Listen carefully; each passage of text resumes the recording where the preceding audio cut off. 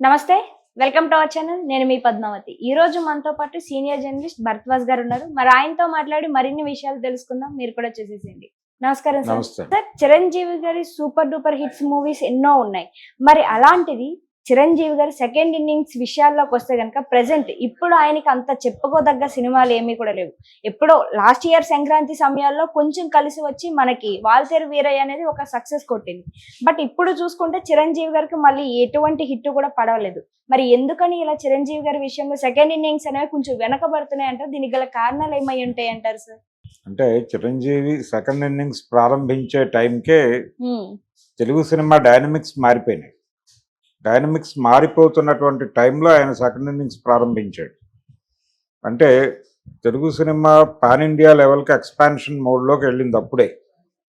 బాహుబలితో మొదలైంది ప్రయత్నం. బాహుబలికి పునాది అంటే బాహుబలి లాంటి సబ్జెక్టులు హ్యాండిల్ చేయగలడా లేడా రాజమౌళి అనేటువంటి ఒక సందేహం ఉంది ప్రపంచానికి. అయితే ఆ సందేహాన్ని నివృత్తి చేయడం కోసం ఆయన మగధీర అనే సినిమా తీశాడు. అంటే మగధీర సినిమా ఒక రకంగా పాస్పోర్ట్ ఆయనకి పాన్ ఇండియా మార్కెట్లోకి. ఆ సినిమా చూపించి నేను ఈ లెవెల్ సినిమా తీయగలను అని చెప్పి మార్కెట్ నుంచి ఆయన ఫండ్స్ రైజ్ చేయగలిగాడు. రైజ్ చేసి బాహుబలి అనే ప్రాజెక్ట్తో ఆయన సక్సెస్ఫుల్గా పాన్ ఇండియా మార్కెట్ ఓపెన్ చేశాడు. ఆ మగధీర సినిమాలో చిరంజీవి గారు కనిపిస్తాడు, ఒక్క క్షణం అలా మెరుస్తాడు అంతే. అది కూడా రామ్ చరణ్ పక్కన ఒక చిన్న డాన్స్ బిట్లో కనిపిస్తాడు. అలా ఆయన రీఎంట్రీకి ఒక రకంగా మోటివేషన్ అక్కడి నుంచి మొదలై సెకండ్ ఇన్నింగ్స్ అనౌన్స్ చేసి ఆయన చేసిన మొదటి సినిమా రీమేక్ కత్తి రీమేక్ చేశాడు ఆయన, ఖైదీ నెంబర్ 150 అనే పేరుతో. అయితే అప్పటికి ఎప్పుడైతే పాన్ ఇండియా మార్కెట్లోకి తెలుగు సినిమా ఎంటర్ అయిందో రీమేకులు చేసే సందర్భం పోయింది.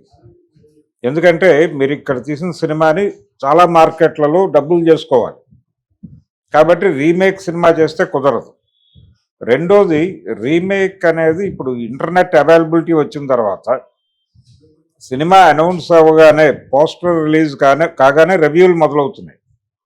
అంటే ఏ సినిమా నుంచి వీళ్ళు రీమేక్ చేస్తున్నారో ఆ ఒరిజినల్ వెర్షన్ దొరుకుతోంది. ఆ ప్రకటన చదవగానే ఫోన్లోకి వెళ్ళిపోయి ఏదో ఒక ప్లాట్ఫామ్ మీద ఆ సినిమాని సంపాదించి డౌన్లోడ్ చేసి చూసేస్తున్నారు. చూసేసి కంపారిజన్లోకి వెళ్ళిపోతున్నారు. ఈ కంపారిజన్ వచ్చిన తర్వాత ఆ సినిమా బతకదు.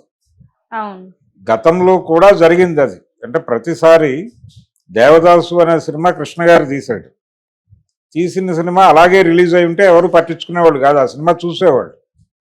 కానీ కరెక్ట్గా ఆ సినిమా రిలీజ్ రోజే పాత నాగేశ్వరరావు గారు దేవదాసు కొత్త ప్రింట్లు వేసి రిలీజ్ చేశారు.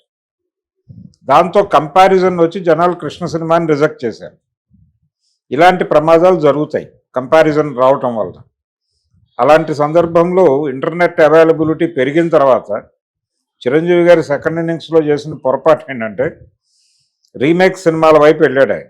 కత్తి రీమేక్ అయిపోయిన తర్వాత సైరా అనే ఒక కాస్ట్యూమ్ డ్రామా ట్రై చేశాడు ఆయన. అది తెలుగు మార్కెట్లో బాగానే వర్కౌట్ అయింది, కానీ వీళ్ళు పాన్ ఇండియా మార్కెట్కి ఎక్స్పాండ్ అవ్వడం కోసం ఆ సినిమా చేశారు.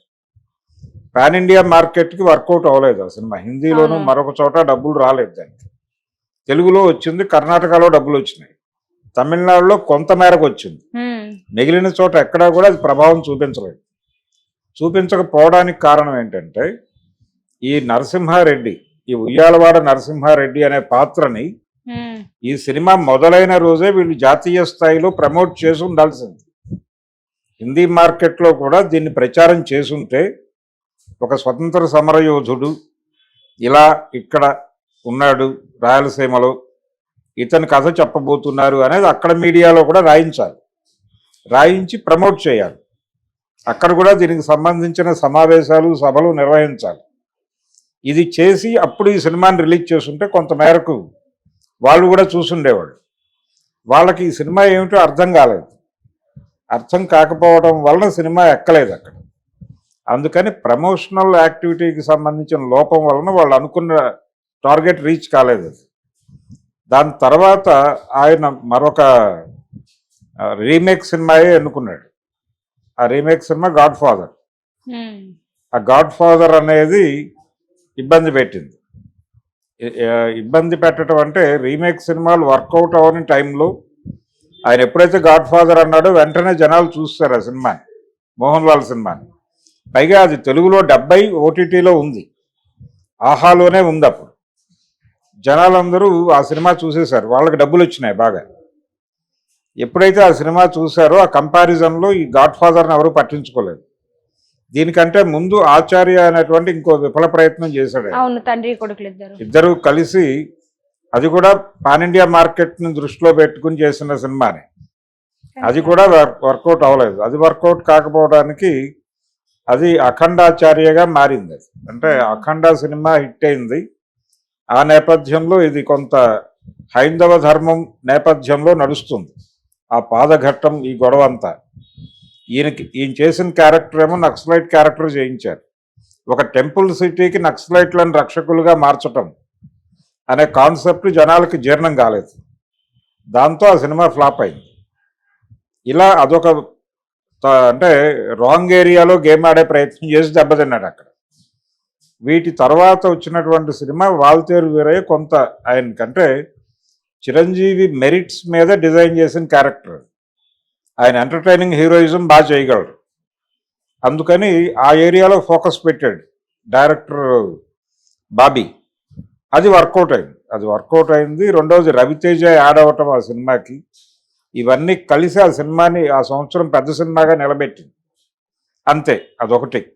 ఖైదీ నెంబర్ 150 తర్వాత వాల్తేరు వీరయ్య తప్ప ఆయన చేసిన ఏ ప్రయత్నం కలిసి రాలేదు. భోళా శంకర్, అది వాళ్ళ పిన్ని గారి అబ్బాయితో డైరెక్ట్ చేయించుకున్నాడు ఆయన కావాలని. అతనికి ఒక హిట్ ఇవ్వాలనుకున్నాడు ఆయన.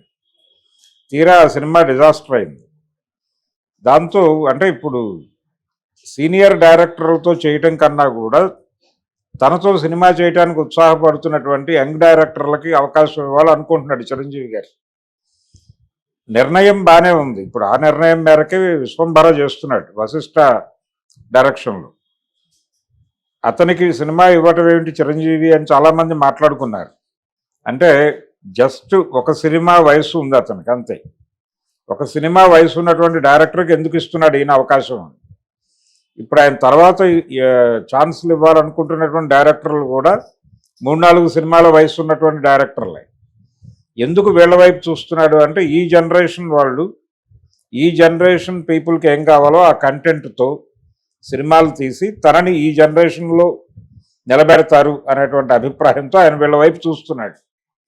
వీళ్ళేమో చిరంజీవి గారితో సినిమా అంటే అది ఇలా ఉండాలి అలా ఉండాలి అనే భ్రమల్లోకి వెళ్ళి వీళ్ళు వేరే కాన్సెప్ట్లతో సినిమాలు తీసుకెళ్తున్నారు ఆయన దగ్గరికి.